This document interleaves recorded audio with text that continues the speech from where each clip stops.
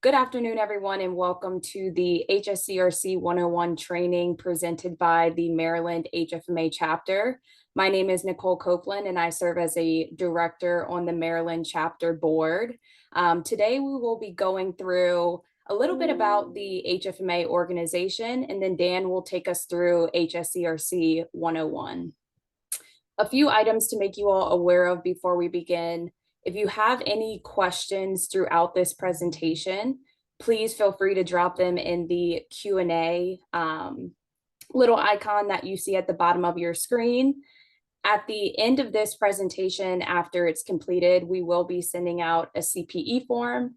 You will be awarded, I believe, 1.8 CPEs for attending this webinar.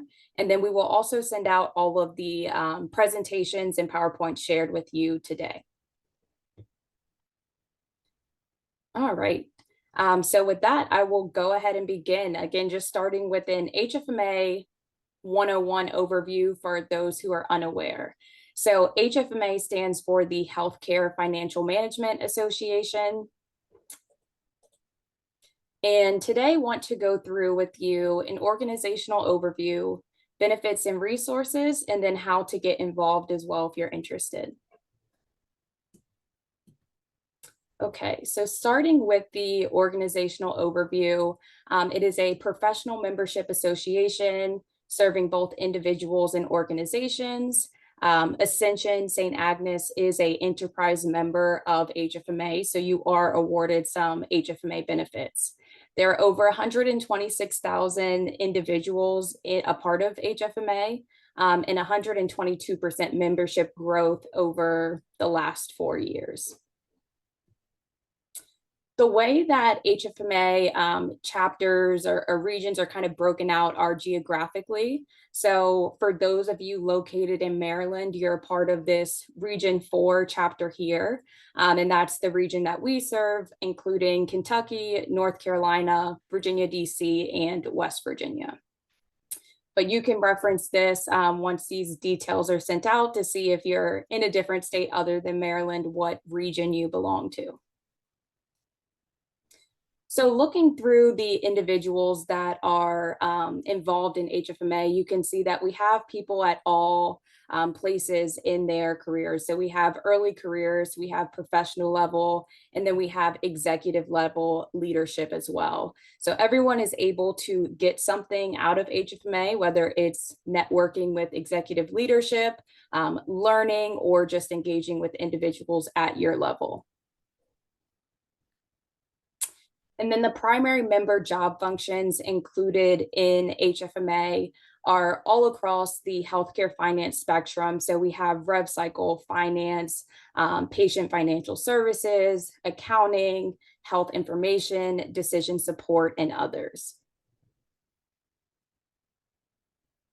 All right, again, looking at the member profiles, so you can see this broken out between the individual members and then the enterprise members too. And again, Ascension does fall under that enterprise membership.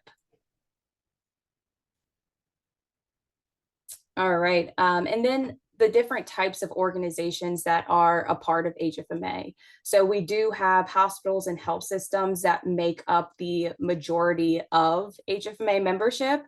We also have business partners. So Dan and I both work at BRG, so we fall under that business partner category. So when you're at different HFMA conferences, webinars, whatever you may be attending, great to network with both your health system colleagues, but then also business partners too in that space. All right, and then next we're going to touch on belonging to HFMA.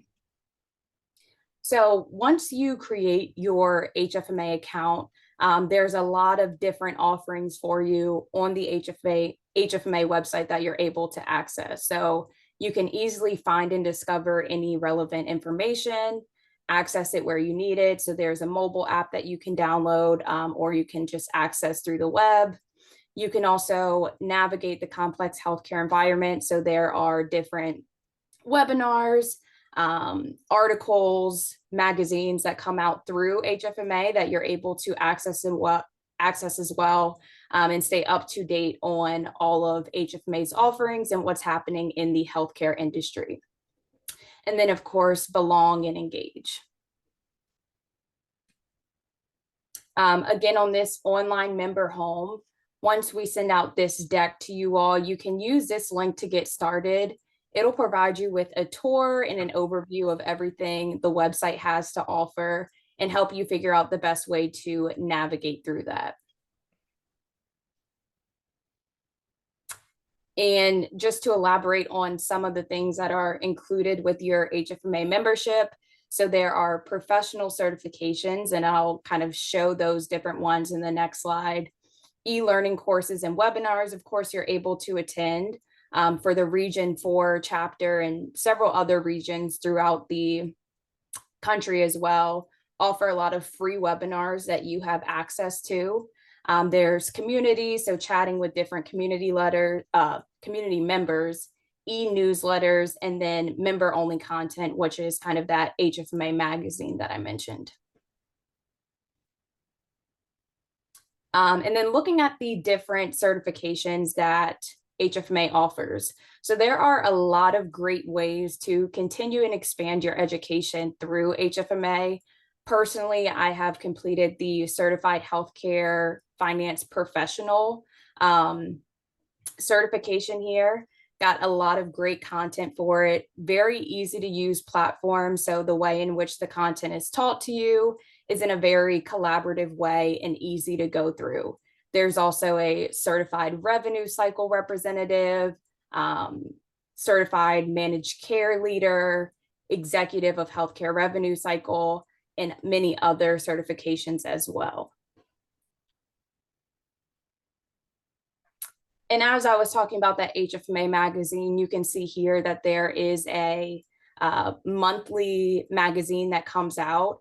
Really great content in there. So definitely recommend accessing that information. You can read the current issue online or have that shipped to your house and kind of access that information.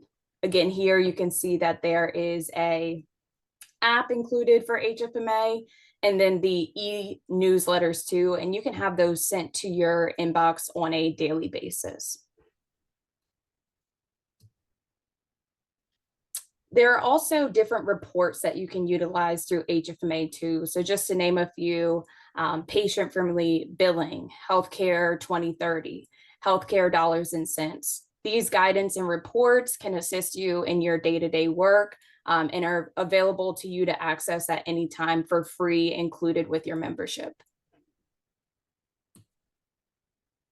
And then data and insights here. So there are different tools that you're able to utilize with your HFMA membership as well. Guide IQ, one of them is a market intelligence tool. So it allows you to kind of see how your reimbursement compares to your market.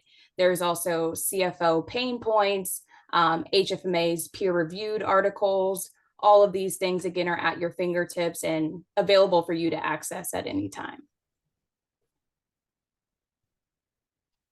As I mentioned, the HFMA podcast series. So this is updated pretty regularly too. So if you're into podcasts, enjoy learning that way or listening, definitely would recommend checking out the HFMA Voices in Healthcare Finance. All right, and then connecting and staying in touch. So of course you can do that through hfma.org. HFMA Daily, again, is that newsletter that can be sent to your inbox on a daily basis. There's a community feature on the HFMA website. And then, of course, you can find HFMA on social media platforms, including LinkedIn, X, and Facebook. All right, so lastly here, just a few tips on getting involved if you're interested in that. So some great ways to get involved. Of course, you can attend local, excuse me, and national education events. So if you're located in Maryland, definitely recommend you coming to some Maryland chapter events.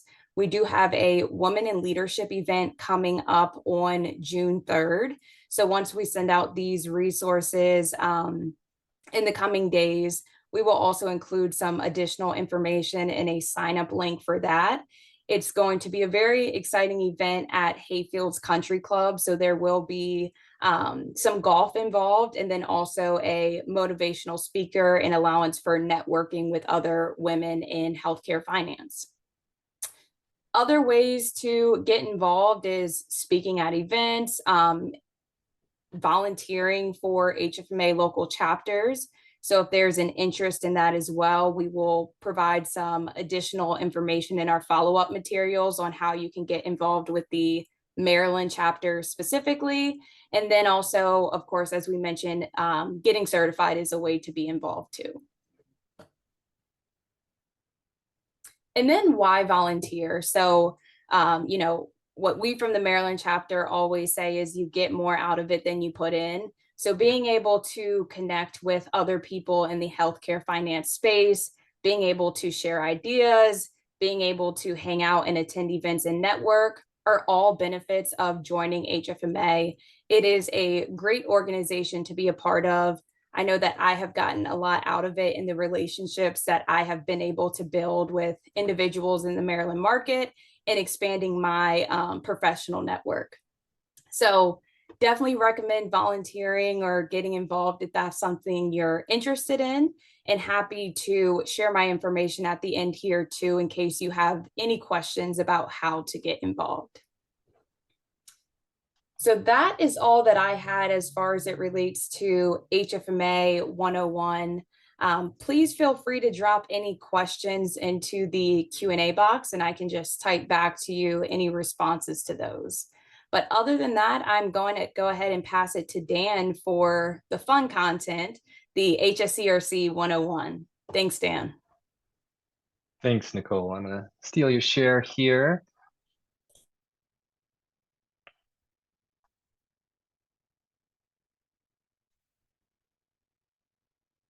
And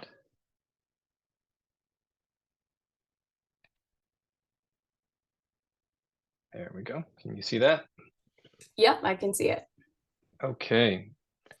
My name is Dan Laughlin. I'm a managing director with BRG. I'm a consultant and I'm a creature of the HSCRC. So my area of expertise is the Maryland regulatory model, and that's what I've spent the bulk of my 15-year career working within, supporting hospitals in their rate and regulatory issues. So thank you, Nicole, for inviting me to do to come and give a discussion of the HSCRC. Just a few, to set a base on what we're going to try to hit here is that we're gonna address 4 key areas. And first is, what is rate regulation? Why does it exist in Maryland? What does the HSCRC regulate, and how does it approach that regulation?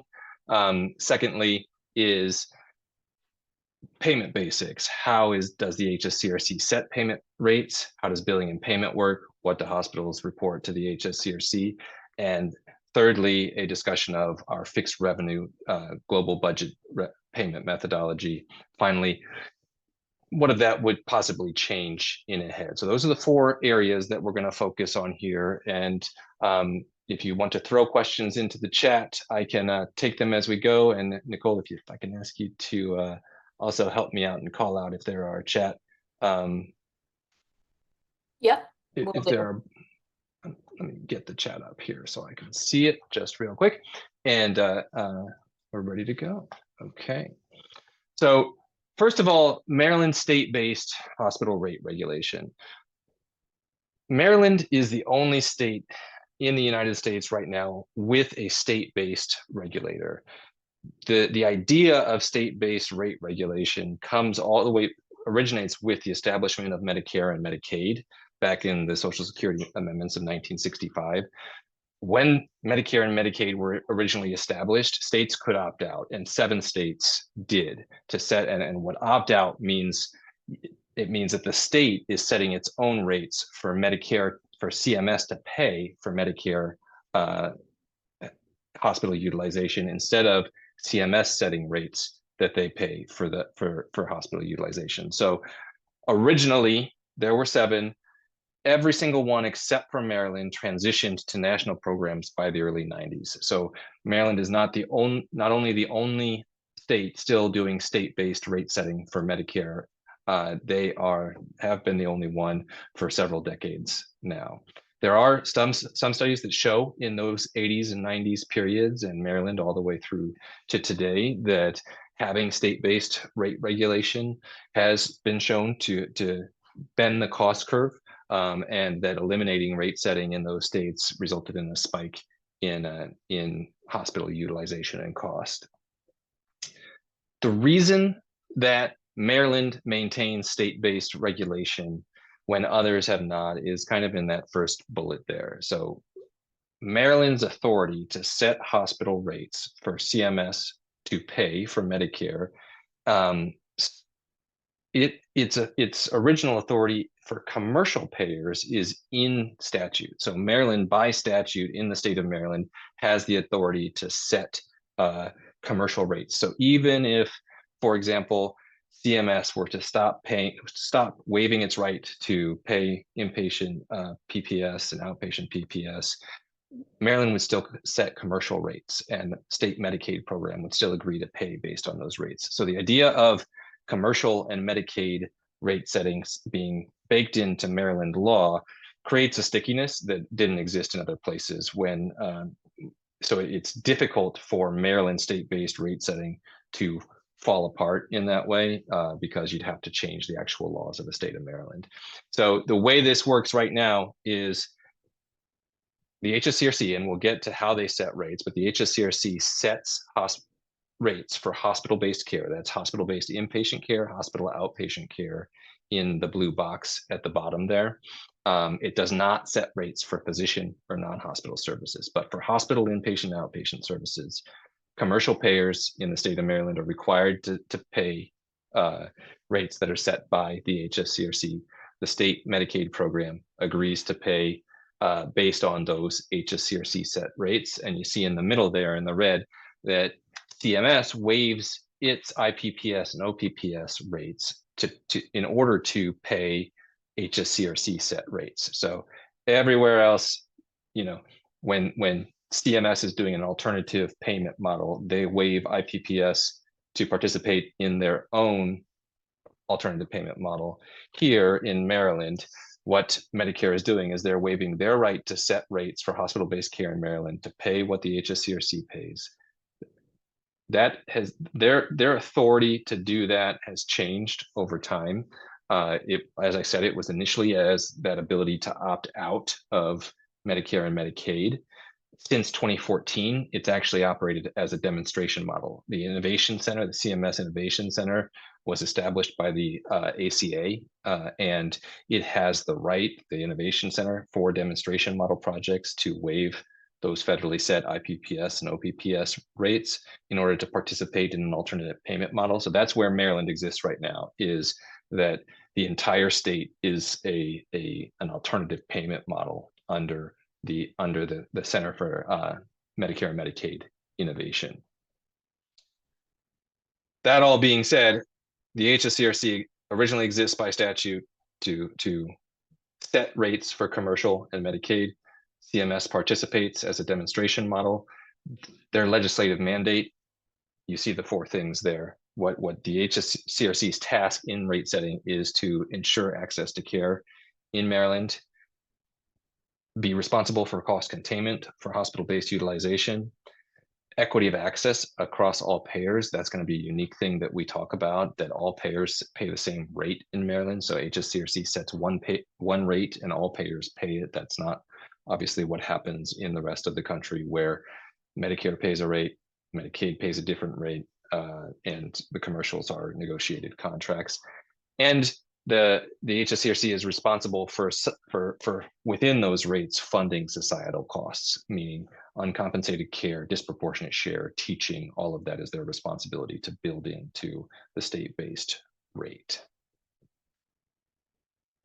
So the key components of the Maryland rate setting model are the two things that I just said, and I'm going to I'm going to emphasize them a couple times here because they are the two biggest differentiating factors in the Maryland model versus the national model. One, it's an all-payer model. So both governmental and private payers agree to pay HSCRC-based set rates for hospital-based care. Remember, going back, hospital-based care, hospital inpatient, outpatient services, not physician and non-hospital services.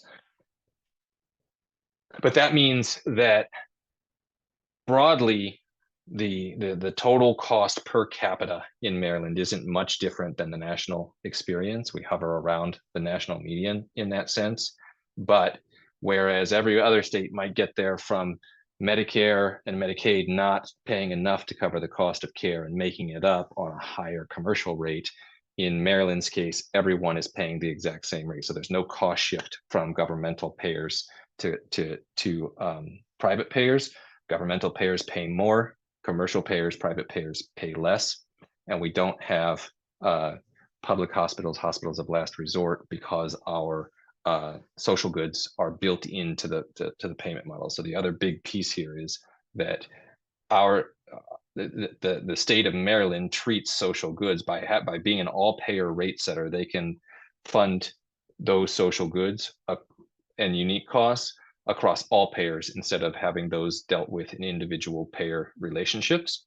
So things like teaching, uncompensated care, disproportionate share, population health measures, the HSCRC sort of treats them like a tax across all payers. You put them in and everybody pays a little bit more, but it's spread across every payer instead of limited to each individual contract negotiation.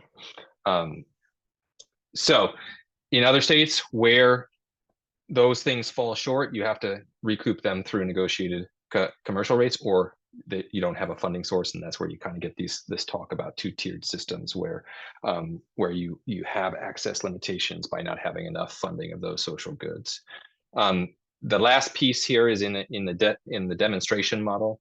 There is a lot more flexibility because Maryland is a state that sets its own rates. There's only 40 some hospitals in the state.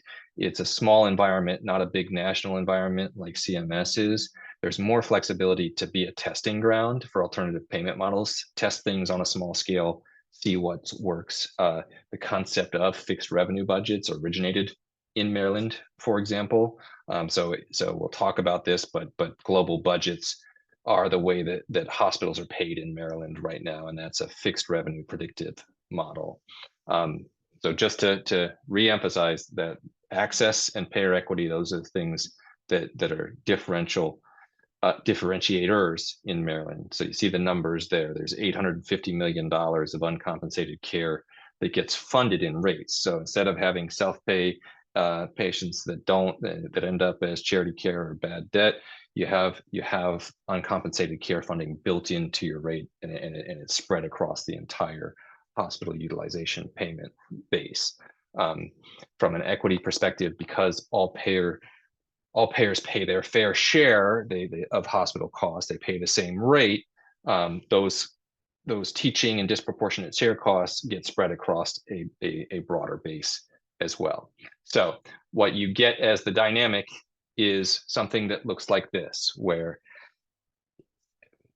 a Maryland hospital, this is an example of a major joint replacement.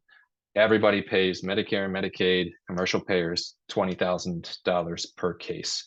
And you see that in the variance across payer in this hypothetical other state where Medicare and Medicaid are going to pay something much less that probably doesn't cover the cost of doing that work, and that a hospital in that state is making up the fact that Medicare and Medicaid aren't going to cover the cost of doing that work by charging more to those commercial payers. So you sort of have to do both. In order to do those Medicare and Medicaid cases, they're going to be loss leaders in another state, made up by margin drivers for the commercial payers. Maryland, it's consistent across the entire state.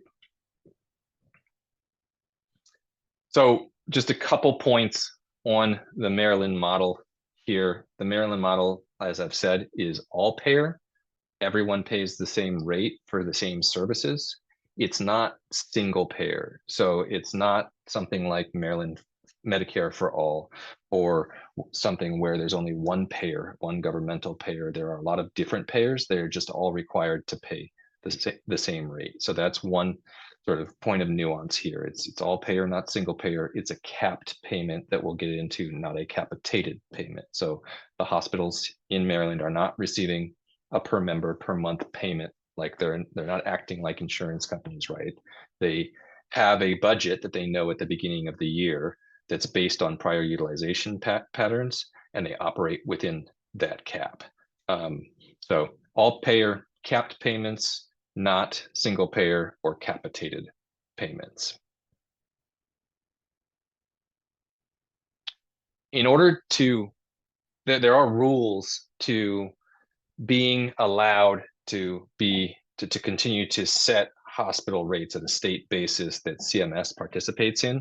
And so there are triggering metrics in Maryland where CMS says, I will keep paying the rates that you set as long as you meet these performance metrics. And those performance metrics from 1965 through up till 2014 were just that your charge per inpatient case grows slower than Maryland, than the national average, meaning as long as you're doing better than we the country are on a cost containment basis, we'll leave you alone. That changed in 2014, and as I said, Maryland was reorganized into a demonstration model. So now there are performance measures more around the cost containment number. You see going down the list the requirement that you grow at a certain rate. So that's always been 3.58% national annually. So there's restriction on, as long as you can keep doing your thing, taking responsibility for cost containment, as long as you grow slower than a certain pre-approved rate, as long as you generate through that slower growth rate a certain amount of savings to Medicare, which Maryland has done and has actually outstripped the savings requirements by quite a bit over the entirety of this demonstration model that started in 2014. Maryland's readmissions rates weren't great, and so in addition to the cost containment measures to keep doing this, the federal government said you got to get your readmission rate down. You got to get your hospital-acquired conditions down.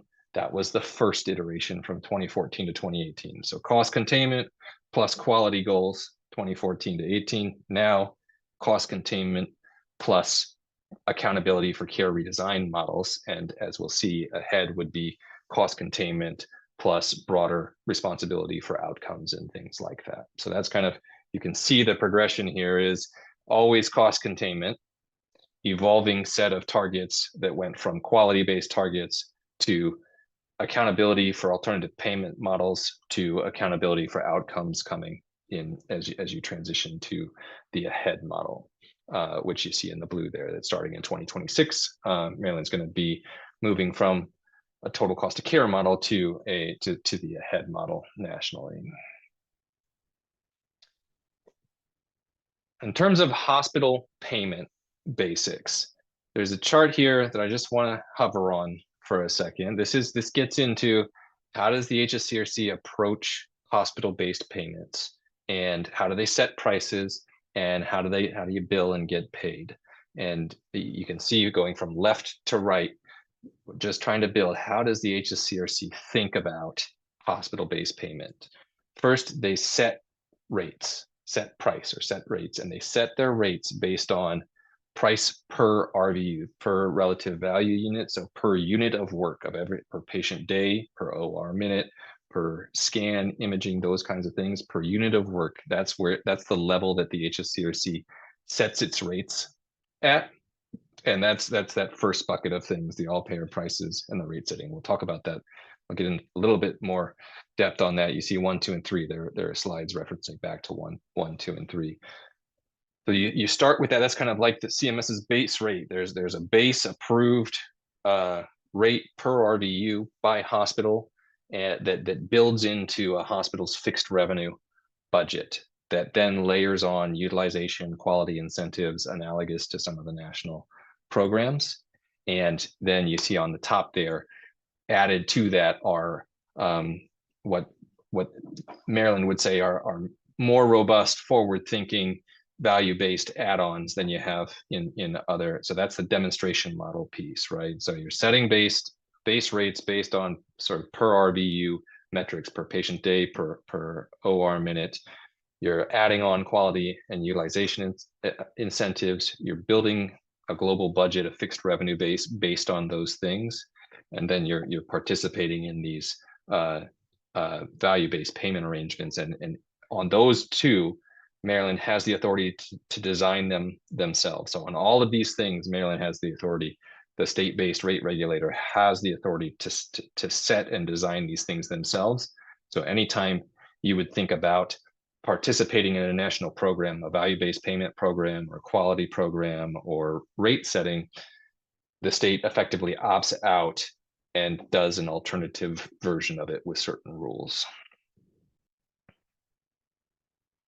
So I apologize for the busy slide, but how does the HSCRC determine what an allowed price is? And so what you have here is on the left is CMS, IPPS, OPPS building of a case payment, right? What CMS does is they start with a base rate per case that includes inflationary dynamics, market basket, those kinds of things, puts in wage index and case severity, gets to an adjusted case rate, then adds IME, DISH payments, pays differently on whether it's a short stay case or a full length of stay case, and then evaluates that case for high cost outlier payments, new technology payments, and high cost drug payments. So CMS is building a case rate for that for every case, and that's how you get your revenue in the national program. Is this happens on every case in the IPPS OPPS system.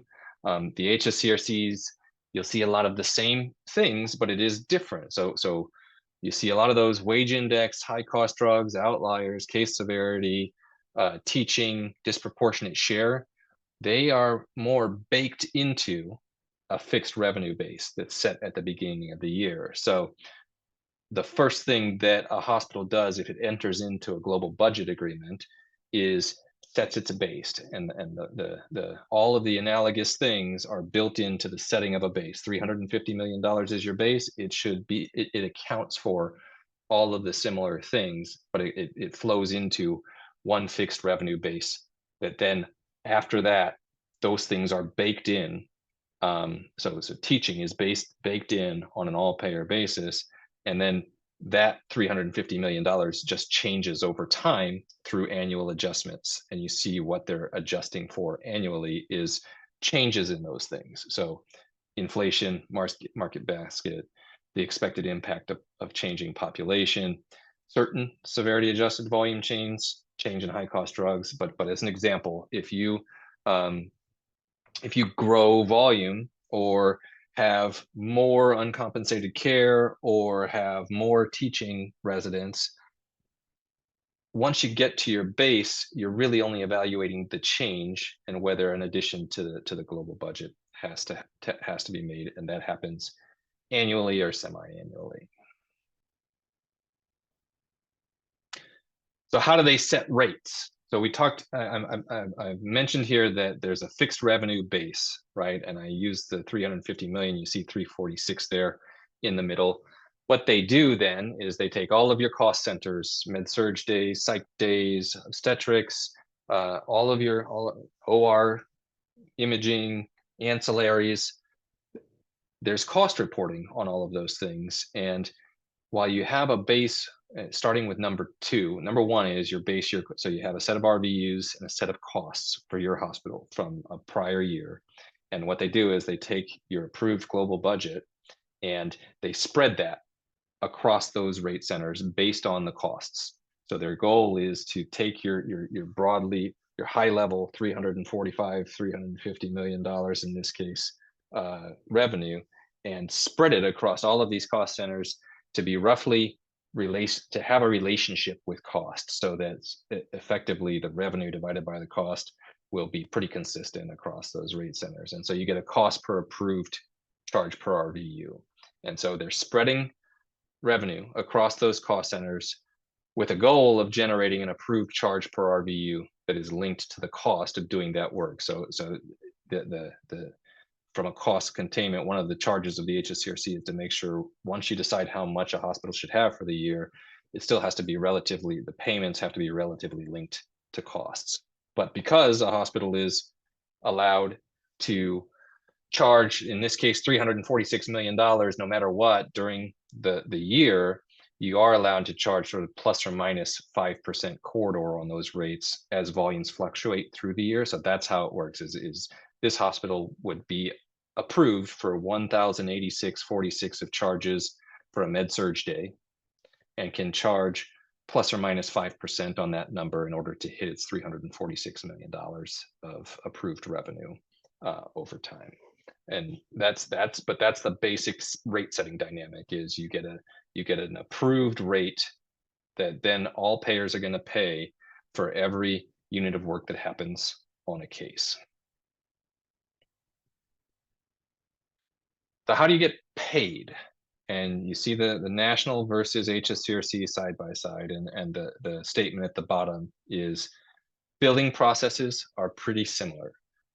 You're still got a charge master that's going to produce an itemized bill, but the big difference there will be that your charges on that bill will be attached to this HSCRC rate. So you'll know what charges to put on that bill based on the units of service that are in the itemized bill. And where the difference is in the payment. So a Medicare payment would take that itemized bill, group the case, assign the payment based on this process right on the left side here, and they would pay based on that buildup of the case rate. Whereas in Maryland, they just take that itemized bill and they pay a percentage of charges. So it's a bit more straightforward. All the cases still get grouped in the end, claims are created and things like that, but that's the big difference, is Medicare, instead of grouping and running the case through the IPPS OPPS payment system, it would just pay a percentage of the charges, and those charges would be based on the HSCRC approved rates. Same with Medicaid. In Medicaid, in the national system, you'd have a base payment that might be a percentage of Medicare inpatient and outpatient prospective payment system. You'd have supplemental payments that vary by state. In Maryland, again, an HSCRC approved percent of charges. Same with the commercials.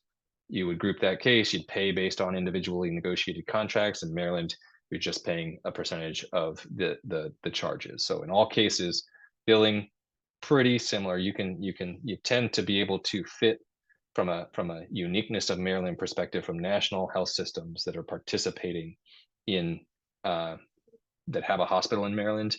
You can usually fit those differences in the billings into standardized processes. The charge is going to be something that's given to you through the approved rate rather than whatever other process you're using in the rest of the country.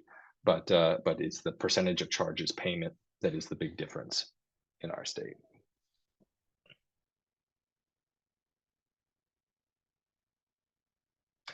Quality, the takeaway on quality. So that's the basic, that's the bulk of the payment. Now you're getting to how do you make changes throughout the quality and value-based programs.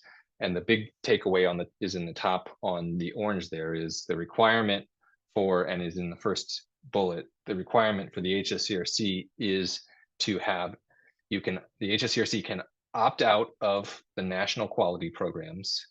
They can develop their own quality programs, the analogous programs. So you see the HSCRC has an analogous version of most quality programs. You have to have, the requirement is you have to have at least as much at risk in, the HSCRC has to put at least as much at risk in its quality programs as there are in the national programs. So from a value-based purchasing, you can see what the commonalities of the differences are. Maryland matches on the penalty, the amount at risk, right? But Maryland's quality programs tend to have more reward available for success. So that's the big difference, is similar on the red everything adds up to 6% of revenue, max penalties, and not too much variance between each program. But you see more of one thing that Maryland strives to do is have a matching reward for its own penalty.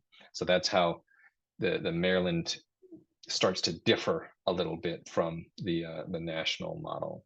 So you see 6% penalties on an all payer basis for the HSCRC, 6% penalties on a Medicare fee for service basis for CMS, 6.5% all payer revenue reward potential for the HSCRC, limited reward potential based on the value-based purchasing program only in CMS.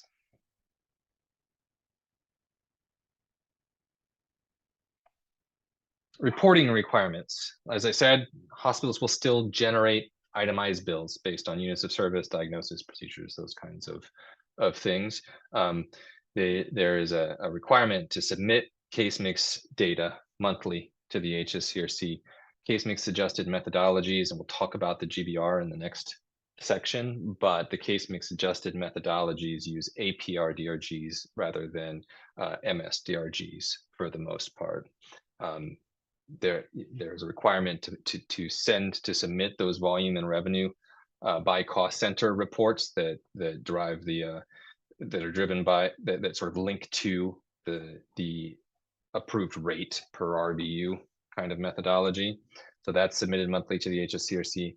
There's an annual cost report process that's in addition to the Medicare cost report. So hospitals have to submit annually all payer volume revenue cost information based on the HSCRC's classifications to create an all payer cost report that, like I said, is in addition to your regular Medicare cost reporting requirements.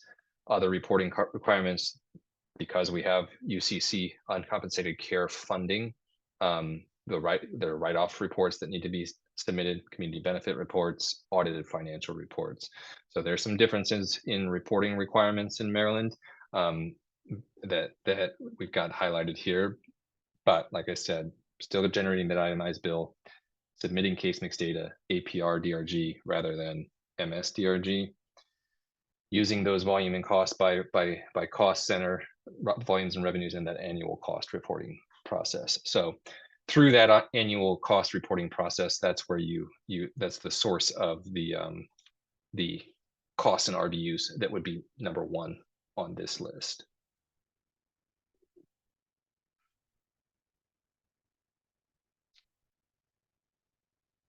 Item 3, global budget revenue payment methodology. So far, we have talked about how the HSCRC sets rates and how they are paid.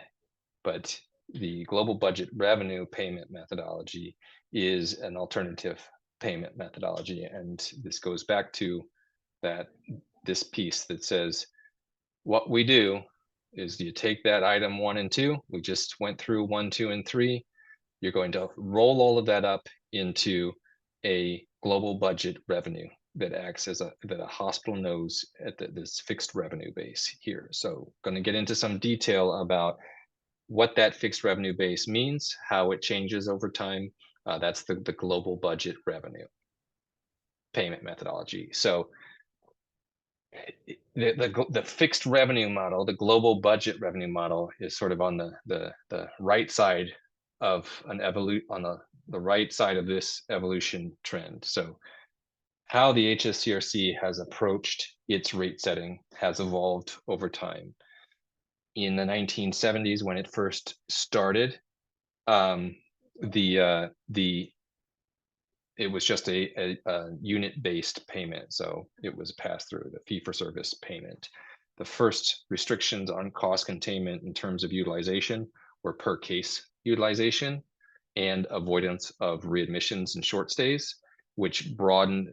So you went from pay for every RVU that occurs to per case constraints to per capita constraints that began in 2014. And that's where we started to see the more fixed revenue model. So you went from volume-based methodologies through the 80s to 2013, where we started to see the introduction of charge per case containment controls.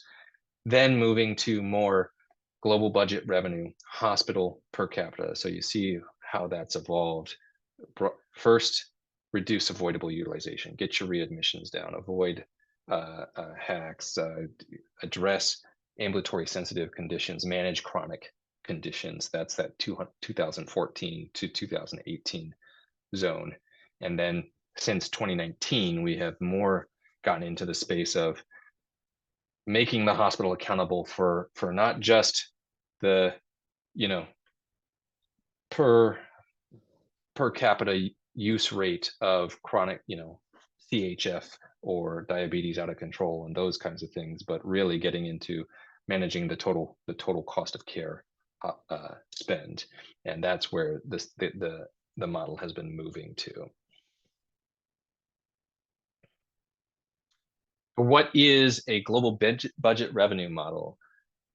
Effectively, it's a calculation of the amount of money that you get at the beginning of the year. So rather than the CMS process that we went through, that is for every case, I'm going to calculate a rate and pay you based on the cases you have an annual revenue base, and you know that revenue at the beginning of the year.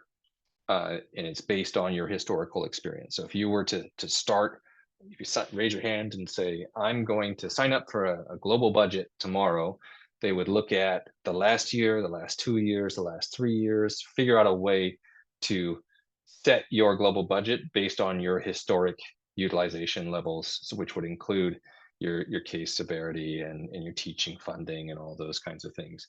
Once you set that base, you get adjusted for changes in inflation, changes in population and demographics. So that means there's a calculation of what the expected impact of age-adjusted population change is over time, and you get some consideration of that in your global budget as it changes year over year. Your performance on those quality and value-based programs, and changes in payer mix or levels of uncompensated care. There are some volume adjusters, and so we're going to talk about what volume adjusters there are. They are limited. The main driver here is set the base and allow the hospital to benefit from reducing from there, so that the revenue stays the same as volume comes down, and that's how, instead of in the rest of the world you would want to grow volume, it's more like you're set here, so you will feel the financial pressure of growing volume, and you will have financial benefit of reducing volume and saving cost. But there are certain volume adjusters that are made. They're made not on a real-time basis, but more on an evaluation, looking backwards basis, that are movement of volume between hospitals, shifts of service to non-hospital based, and changes in some high-cost outpatient outlier drugs. So that's the basic construct of a global budget model. Is we set, if you were to enter into it from the beginning, you would look at your past few years of experience to set your base, and then from there you would apply these evaluate these changes over time, both in terms of those middle pieces and volume shifts. This is an illustration of how that happens. So you have last year's global budget. If you didn't have one last year, you would use prior year experience or prior couple years of experience to build it. And then what gets added on to it every year. You have temporary adjustments like your quality or value-based payments, your population health grants, uncompensated care payments, things like that. So those are annual numbers. You take those off, you add your inflation and market basket, and then you add in this year's quality-based adjustments and uncompensated care payments and things like that. And then at the bottom, you see you add that expectation due to population growth, those allowed changes in volume that we'll talk about in a second, to get your new global budget. Then you would go through, once you get that new global budget, you would go back to this process where you take that global budget, you spread it across your cost centers, and you get your approved rates in number 4. So that's That's how it happens. Is you build the global budget. You change if the prior year global budget is $346 million, you're going to do these 4 or 5 things to take it to 355. Then you're going to respread it across those cost centers to link those, spread that out based on cost, so it's relatively linked to cost. And then hospitals will again pay those approved rates on all of the units of work on their itemized bills. So on an annual or semi-annual, some of these basis, the HSCRC then evaluates your fixed revenue base. And this isn't all encompassing. I've simplified a few things here for the 101 class, but there are ways that we evaluate, is that fixed revenue the right amount of fixed revenue for a hospital? And going from left to right here, one, they evaluate that fixed revenue base. The HSCRC will say, yes, you have a fixed revenue base. Yes, you can reduce volumes to your benefit, but your revenue base still needs to be reasonable, because that's a charge of the HSCRC in its statutory requirement. And so the way that they monitor a fixed revenue base for reasonableness is effectively your charge per case mix adjusted case against the statewide average. So if you get too high price because you've dropped so much volume, your price will start to become an outlier in the state, and they'll flag that, and you might get spent down because of it. Again, we do a process of annual population estimates to make sure that there's some amount of consideration in the fixed revenue base for the expected impact, the expected demographic dynamics of risk, population change, aging, all those kinds of things. And then there are some allowed volume changes so there are instances where, so you won't get more revenue if your chronic heart failure cases go up, or chronic diseases, inpatient discharges from chronic conditions go up, diabetes out of control, but you can get consideration in your fixed revenue base if cases, you pick up cases from other hospitals because they're not, either the patient has chosen you over them, or they're not doing the service at the same level that they were doing before and they migrated over to you. In migration into the state and then migration out of the state, fixed revenue budgets will change based on that. There's certain complex and high cost cases that get pass-through funding, and there's consideration of reductions when underneath that fixed revenue, if volumes that were hospital-based move to non-hospital services. Finally, you get your quality and value-based programs, where you'll have incentive programs around readmissions, hospital-acquired conditions, value-based programs, grants, things like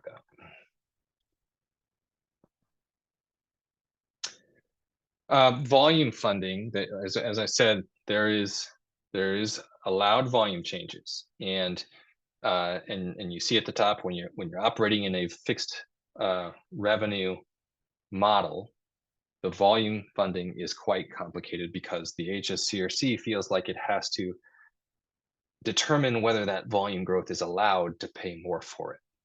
And so because you have to determine whether volume growth is allowed, you have to define what's allowed.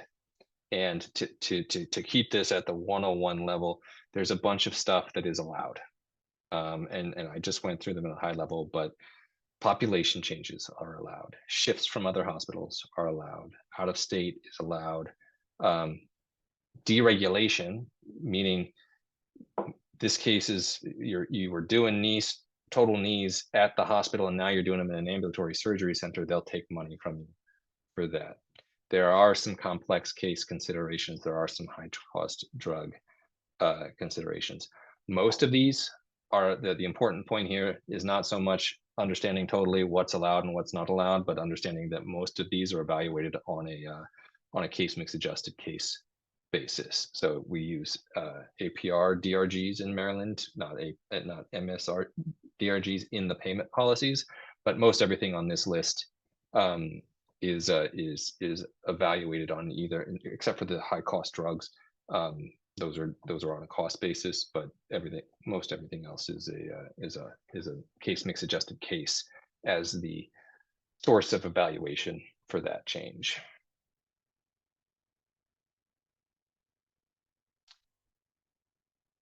I want to focus on this has to do with the piece on the left here. How do they decide that whether your fixed revenue base is reasonable? And it really boils down to 1, 2, and 3 here. They look at your charge per case mix adjusted case. ECMAD in the middle there is an equivalent case mix adjusted discharge. And so what they want to do is take your revenue and take out your unique cost features, your direct medical education, your trauma center costs, your labor market, your indirect medical education, those kinds of things, similar to all the things that our friends at CMS are accounting for in their case rates. So those are unique to hospitals. We want to strip those out to a comparable charge per case mix adjusted case that is stripped for your unique costs in the light blue there. And you want to generate a per case severity adjusted case measure that you can then look across hospitals and say who's high price and who's low price. And that's the basis for evaluating whether this fixed revenue base for a hospital is reasonable. And without getting into too much detail, the hospitals, you may get some relief from that point of accountability if your charge per capita, your total cost of care per capita is lower. So you're held accountable to price per case mix adjusted case, but that accountability may be less for those who are in low total cost of care per capita areas and more for those who are in high total. So they view you less favorably if you're high total cost of care and high price in a high total cost of care area. So wrapping up the discussion of global budgets, Maryland hospitals have been under this global budget payment methodology since 2014. So we've learned a lot, and this global budget methodology is the basis for what CMS is rolling out in terms of the AHEAD alternative payment model. So they're effectively offering global budget participation to other states besides Maryland. Obviously, other states don't have a state rate setter, so CMS would set those global budgets in those other states. But what we've learned about putting an entire state under a global budget payment model is that there are some things that have gone well, and there are some things that haven't gone as well. The things that have gone well is hospitals really impacted things like readmissions, things like chronic condition management, case management, care management. The revenue base is predictable, which allows you which helps from a planning perspective. And there has been an increasing focus on the continuum of care and population health. You see the improvement in the hospital margins. That was true through 2019. It's been totally disrupted by the pandemic, as it has across the country. And so the inflationary pressures since 2020 have been difficult to deal with in a fixed revenue model. From a shortcomings perspective,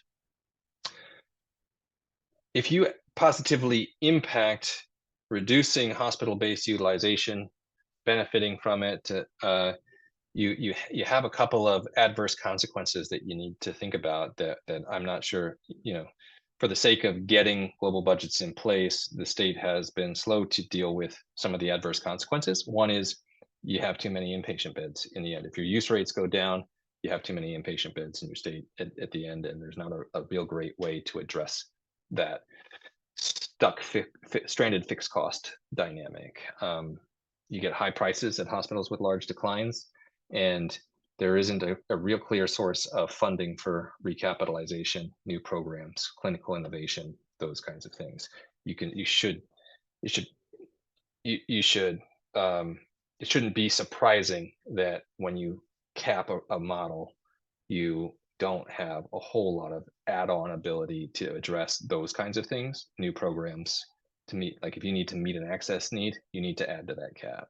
As innovation occurs, those things are expensive. What do you do with those big biologic drugs, for example? And then how do you recapitalize aging facilities, specifically the big capital burden of hospitals? And then finally, those shifts. We say that this works, but those are all hard things when it goes from hospital space to non-hospital space, when it goes from inside of the state of Maryland to outside of the state of Maryland, when people come in from Maryland, those are all hard to deal with in ways that aren't hard to deal with in volume-based methodologies.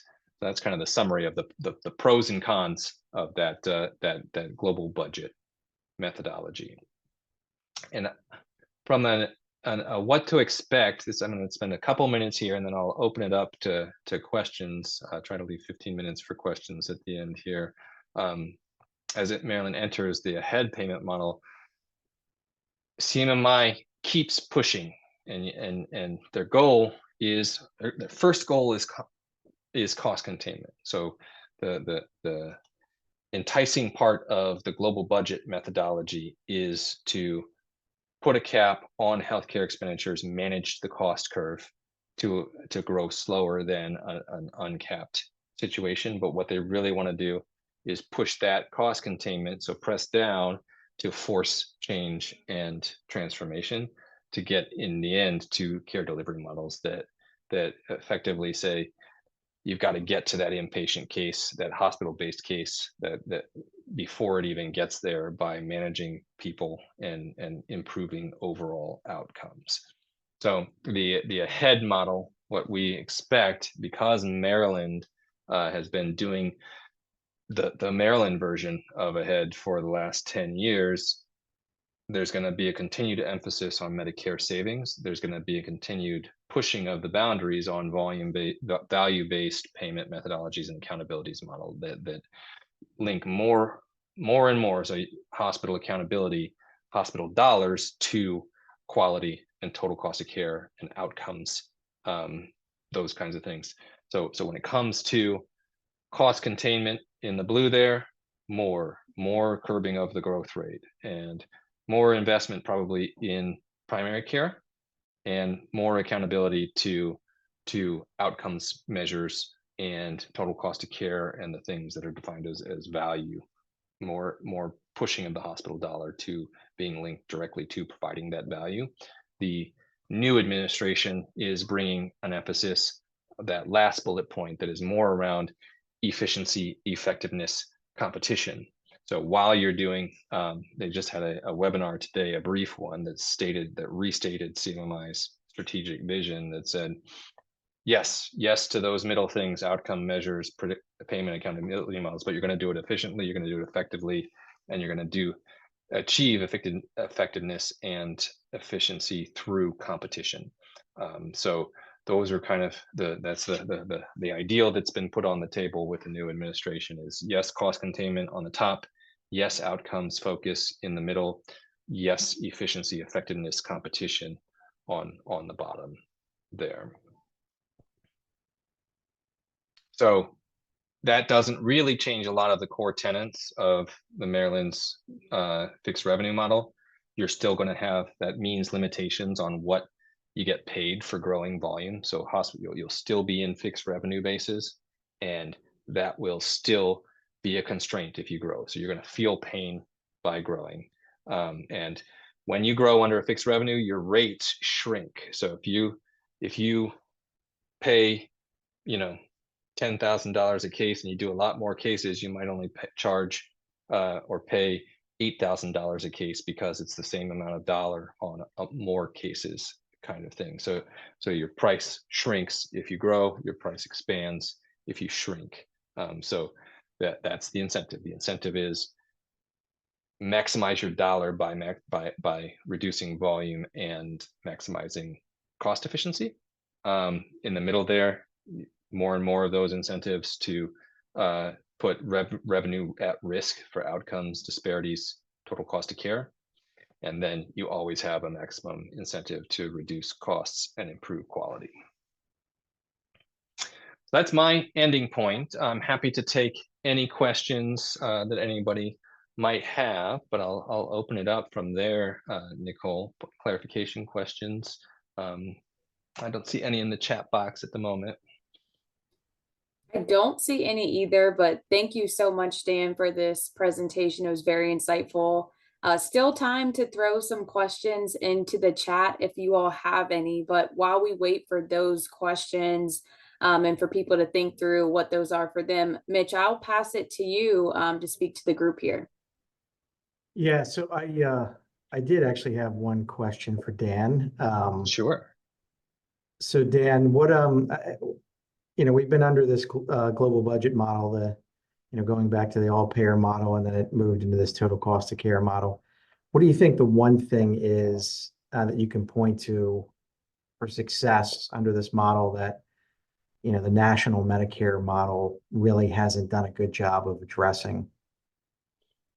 I think putting money into those alternative care payment models is our one thing of success. So we, Mitch, and I'm interested in your perspective on this because I'm an outsider on this too, is in order to impact use rates for chronic conditions, it takes a big expansion of the overall care web.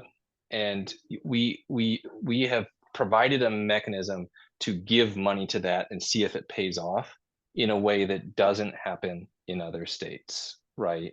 And so even with the quality-based, you get these penalty dynamics, but you don't get infusion of dollars to buy, to pay for FTEs, to get people doing the hands-on work that it actually takes to reduce hospital utilization and hospital use.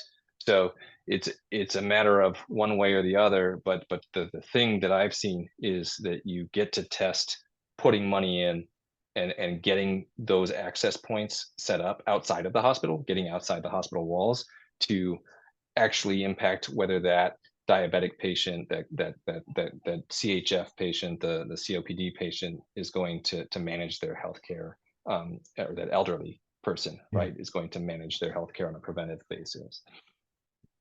Yeah, I would tend to agree. And now the MD-PCP program here in Maryland has been fantastic for doing just that. Making sure that you have care management services in outpatient settings to deal with chronic-based programs. When I talk to some counterparts in other Ascension markets, those are very foreign concepts to them. Something that they understand the why that's needed, but they don't really have the incentives in place to invest in that outside of Maryland. So I would agree if that would be something that if they could figure out nationally, I think that would be a big benefit to the Medicare fee-for-service program. Nationally, you tend to get stuck in the circular reference, for lack of a better statement, because you've got to you don't have a source to invest in that that network. And then if you're successful, even if you get some value-based payments, you're going to lose the case rate of that care. So you just don't have the funding source that you have to put in at the front end to get that FTE touching that patient population in the way that it needs to be. Absolutely. Any other questions for Dan? Okay. Looks like we have one question from Tina. She asked, you talked about people going from out of state care, coming back to inside Maryland care. Are there many people who leave the state for care? There are people, so we on the borders, you have issues on the borders, like DC border with Maryland is a big back and forth. I don't know that it is more or less than it used to be, or just a churn, but there is a churn, people coming in and people going out. A doctor practicing in DC, moving into a Maryland border hospital brings patients with them. The bigger I would say the bigger issue that we've had is with movements from hospital-based to non-hospital-based. So a lot of care has transitioned since we put global budgets in place from outpatient hospital-based services moving in on those site of service points of emphasis into non-hospital space. And because the HSCRC only regulates hospital-based payments, there's a blind spot in terms of that patient showing up again they look like a reduction here and zero where they show up. So it tends to be hospital-based versus non-hospital-based where the biggest problems are. The in-migration, out-migration does happen. It's kind of a churn. It's hard to keep track of, but it most impacts those border states. For example, Prince George County is a big county in Maryland, and it has a 20% out-migration rate to DC for care. So there are counties that have quite a bit of in-migration, out-migration churn.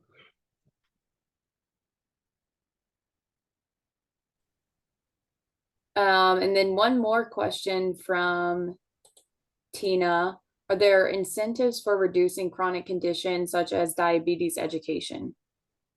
Yeah, there are a lot of value-based incentives to especially targeting those the core chronic conditions of diabetes, CHF, COPD, those kinds of things. But we've done grant programs for diabetes. There are the broad mechanisms within the fixed budget, and so there are actually quite a few resources oriented towards specifically the diabetes population.